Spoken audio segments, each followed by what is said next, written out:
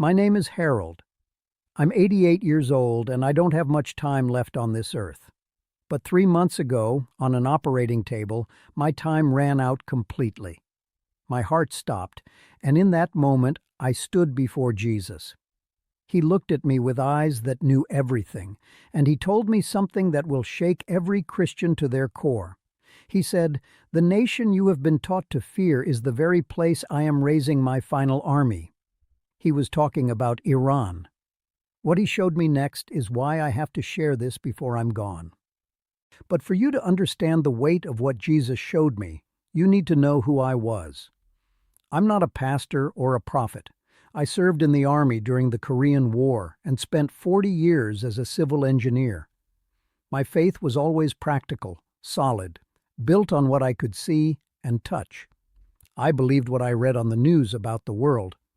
If this message is already speaking to your spirit, please subscribe and turn on your notifications, because you need to hear what's coming.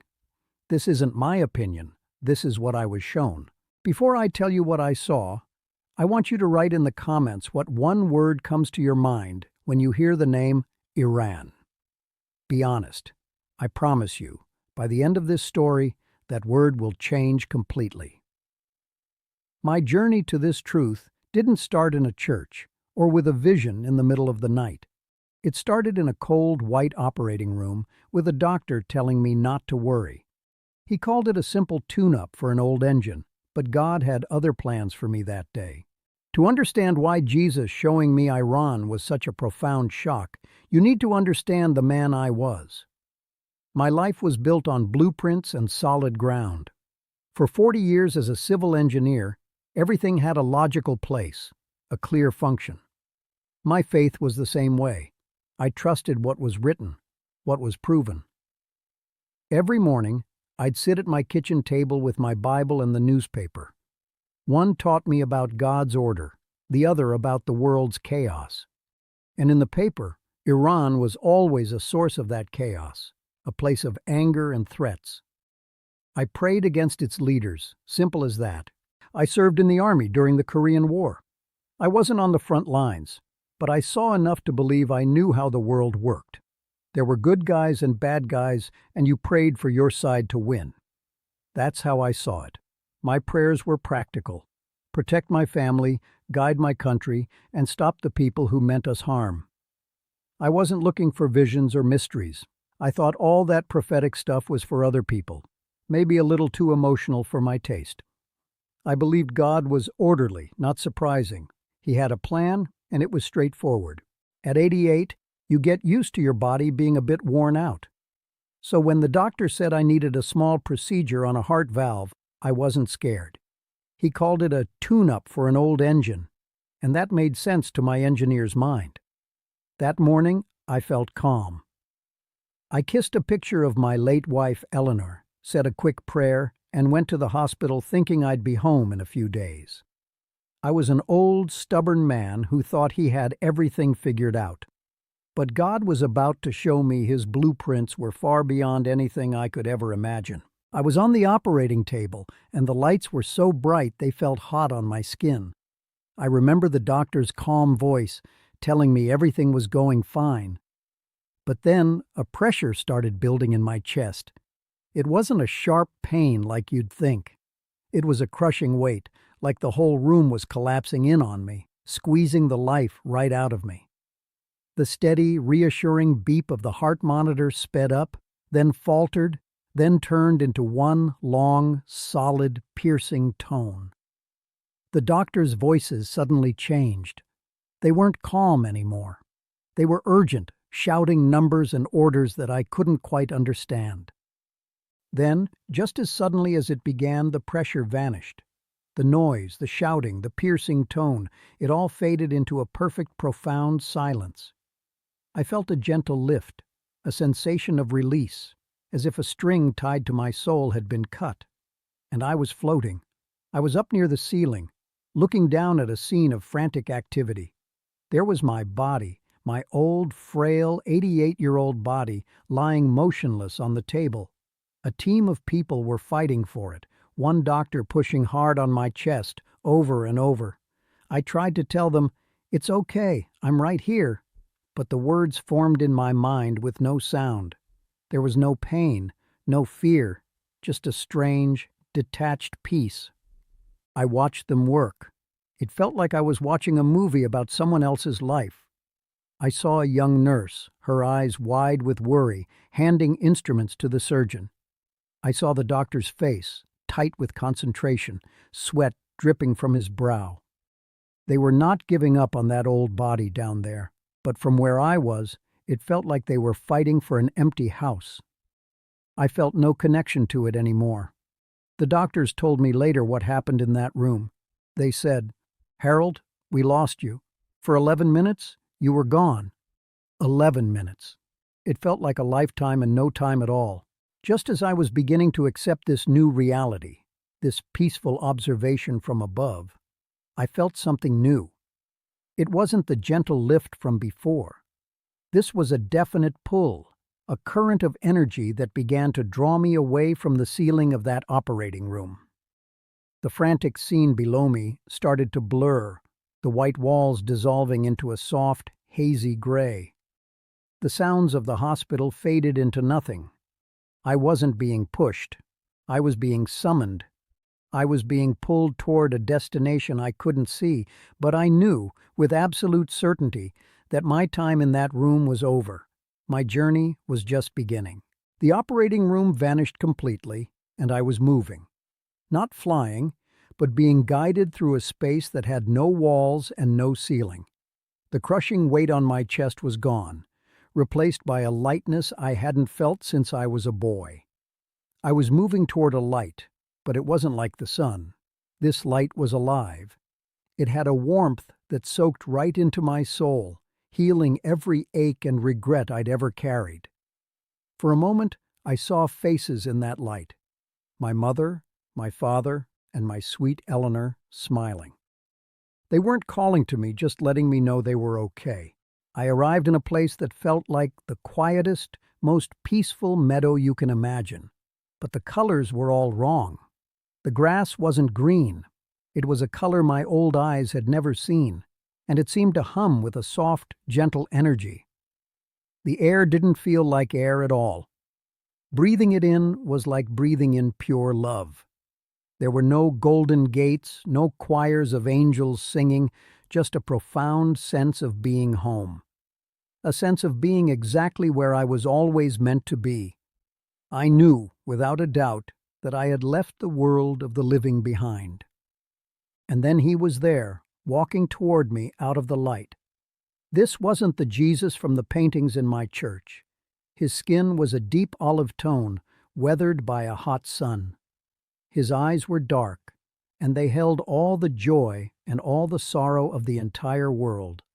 A power came from him that made my knees buckle, and I just fell. I couldn't stand in his presence. I couldn't speak. I just wept, not from sadness, but because I was being seen, truly and completely, for the first time in my life. He knew every thought, every failure, every secret hope. He reached down with a hand that looked like a carpenter's, strong and calloused, and he helped me to my feet. He looked right into me, and then he spoke my name. Harold. The way he said it, it was like I was hearing my own name for the very first time, filled with purpose. His voice was calm, but it carried the weight of eternity. "I have something I must show you," he said, his gaze turning serious. "Something the world does not see. And then, you must go back and tell them what you have seen here today." The world around me dissolved, and suddenly Jesus showed me the earth as if I were looking down from space. But this wasn't the blue marble I knew from pictures. It was a spiritual map. Over the Middle East, a darkness swirled, so thick and tangible it looked like a storm of black oil. And at its very heart, covering the entire nation of Iran, the darkness was almost solid. "This is not a government, Harold," Jesus said to me, his voice echoing with ancient authority. "This is an ancient principality." My engineer's mind reeled. I was seeing a reality that existed beyond any blueprint I had ever read. He then brought the vision closer, and his words connected it to the Bible I had read my whole life. The same spirit that withstood my angel in the days of Daniel, the prince of Persia, has made its final stand here. I understood in that instant. The news reports, the political threats, the angry speeches, they were all just shadows of this real, unseen war. I had spent decades praying against men, against presidents and ayatollahs, when I should have been praying against this ancient darkness. It was a humbling, shocking moment. Everything I thought I knew about the world's conflicts was incomplete. Then the vision intensified. It became terrifying. I saw missiles arcing like fiery claws through the night sky. I saw fire-consuming buildings, and I heard the sounds of war and weeping. I flinched, horrified by the reality of it. But Jesus' presence beside me was firm, unwavering. "Do not fear the shaking," he told me, his voice cutting through the chaos. "I have to ask you, as you hear this, can you feel the weight of what I saw? Do you sense that something is coming? If this message is speaking to your spirit, please press the like button and let me know in the comments." Jesus then explained the vision of fire. "This is not for destruction," he said, "but for purification. The stronghold must be broken. I will permit this shaking to break the chains, for I am setting my throne in that land, just as my prophet Jeremiah foretold." He was showing me that this coming conflict, as horrible as it looked from a human perspective, was a necessary and painful step in Iran's spiritual liberation. It was a severe mercy, using the enemy's own weapons of war to shatter the spiritual prison that had held that nation captive for centuries. My fear began to turn into a profound, aching hope. I had seen the spiritual darkness and the physical fire meant to break it. I understood the reason behind the coming chaos. My mind was racing, trying to process a spiritual war that dwarfed any earthly conflict I had ever known. I thought that was the most shocking thing he could possibly show me, that the war was God's tool to set a people free. I was wrong. That was just the beginning. What Jesus showed me after the fire and the smoke cleared, well, that's what made me fall to my knees for a second time, right there in his presence. Just as I felt the deepest despair, the vision shifted. The smoke and fire vanished. I was no longer looking down on a nation at war. Suddenly, I was inside its homes. I saw small rooms, crowded with young people, teenagers, kids in their 20s. Their faces were all illuminated by the soft blue glow of a single smartphone propped up on a table. There was no pastor, no grand church building, no worship band. They were singing in whispers, so quiet you could barely hear, with tears streaming down their faces. It was the most powerful worship I had ever witnessed. Jesus leaned in close to me, his presence a comfort amidst my confusion. "The world sees a nation of radicals," he said, his voice full of a deep, fatherly love. "But I see a generation of hungry hearts. They have been told God is distant and angry, but they have found me on their own, in secret." I watched a young woman close her eyes, a look of pure peace on her face, and I understood. This wasn't religion. This was a love affair with the Son of God, happening in the last place on earth anyone would ever think to look. I wanted to ask him how this was possible with so much oppression. He answered the question in my heart before I could speak it. "The persecution they face has burned away every triviality, Harold. Their faith is not a Sunday morning convenience. It is a daily life or death choice." He showed me how this pressure had forged a faith that was pure, powerful, and real. "It is spreading like a hidden fire," he said, from one phone to another, one whispered testimony at a time. I was seeing a movement that had no name, no leader, and no headquarters. I was just an old soldier who understood command structures. This made no logical sense. Then Jesus gave it a name. "This is my secret army," he declared, the authority in his voice shaking my soul. "It is uncontrollable by men, because it is led by my spirit alone. The enemy cannot find its leader, because I am its leader. He cannot cut off its head. I fell to my knees again, weeping not from fear this time, but from a joy so overwhelming my heart felt like it would burst.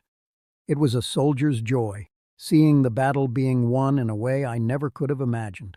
As I knelt there, weeping, Jesus pulled my perspective back out. Once more, I was looking down at the nation of Iran, at that thick, suffocating blanket of blackness. But now, I saw something new. From thousands of tiny points all across the country, brilliant pins of light were piercing through the dark. The lights began to connect with one another, forming a web, a net of pure golden light that grew brighter and brighter. I watched in absolute awe as this network of light began to push back against the ancient darkness, causing it to fray at the edges, to recede like a defeated shadow. The sight was the most beautiful thing I had ever seen. Jesus spoke one last time, his voice filled with a triumphant love. This revival will not be televised, Harold. It will happen in secret, in whispers, and it will be unstoppable. He looked at me, and I felt the weight of his next words. The nation the enemy has used to spread fear will be the source of a testimony that stuns the world. Go and tell my people to stop cursing the darkness in Iran. Tell them to start praying for the light I have already ignited. Your mission is simple, Harold, Jesus said, his eyes locking onto mine with an intensity that saw right through me. Go and tell them what you have seen. Tell my church to look beyond the headlines and see with my eyes. I wanted to stay. The thought of leaving this place, this perfect peace, was unbearable. Please, Lord, I begged, the words forming in my soul, don't send me back. I'm just an old engineer, nobody important. They won't believe me. He placed a hand on my shoulder, its warmth both firm and kind. That is precisely why they will listen, he said. They don't need another prophet. They need a witness. His words were still echoing in my soul when I felt a violent jolt, like being shoved off a cliff into a freezing ocean. The peace was gone, ripped away in an instant. Excruciating pain exploded in my chest, a fire where there had just been love. The gentle light was replaced by the blinding glare of the operating room. The silence was shattered by the frantic beeping of machines and the urgent shouts of doctors. I was back inside my heavy, broken 88-year-old body, and the weight of it was crushing.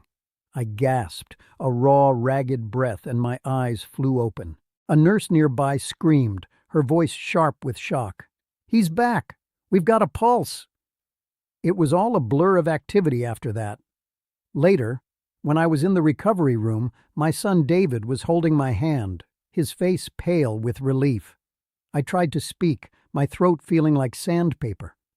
The words came out as a weak, raspy whisper. "David, I saw him. He showed me. Iran." My son squeezed my hand, a sad, gentle smile on his face. "Dad, just rest now," he said softly. "The anesthesia was really strong. You had a wild dream, that's all." His words hit me harder than the pain in my chest. A wild dream. He couldn't understand. No one could. The mission Jesus gave me burned in my heart.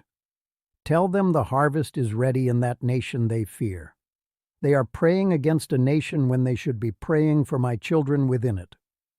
But as I lay there, trapped again in my failing body, listening to the steady beep of the monitor, I felt a profound sense of loss for the home I had just been forced to leave. And in my son's kind, pitying eyes, I saw the first wall of disbelief. The hardest part had just begun. In the weeks that followed, my son's gentle dismissal became a fortress I couldn't breach. "Dad, your heart went through a massive trauma," he'd say, his eyes full of pity. "The mind creates powerful stories to cope with that." Even my pastor, a good and faithful man, couldn't grasp it. He listened, nodded, and then suggested it was a beautiful metaphor for God's mysterious work, not a literal command for the church. They saw a confused old man recovering from surgery, not a witness returning from the throne room with an urgent dispatch. Their love was a suffocating blanket of disbelief. I knew I had to get the message out, so I bought a small tape recorder.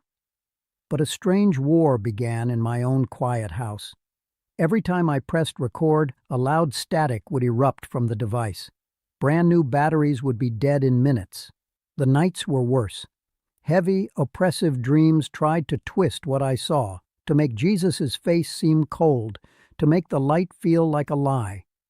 I'd wake up in a cold sweat, with a tangible feeling that I was not alone, that something in the shadows was watching me, intent on keeping me silent. I almost gave in.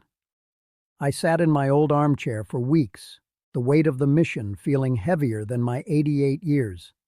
I felt weak, foolish, and utterly alone. Who was I to carry a message of this magnitude? Then, one afternoon, his words came back to me, not as a faint memory, but as a clear, resonant voice in my soul. That is precisely why they will listen, he had told me.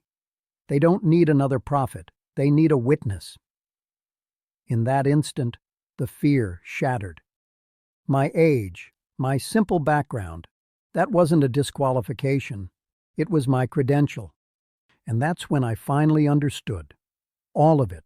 The pitying looks, the malfunctioning equipment, the suffocating presence at night. It wasn't a sign that I was losing my mind. It was confirmation. It was absolute proof that this message is a direct threat to the plans of the enemy. Why else would the darkness fight so hard to silence an old engineer's story? Because it's not just a story, it is a declaration of a coming victory.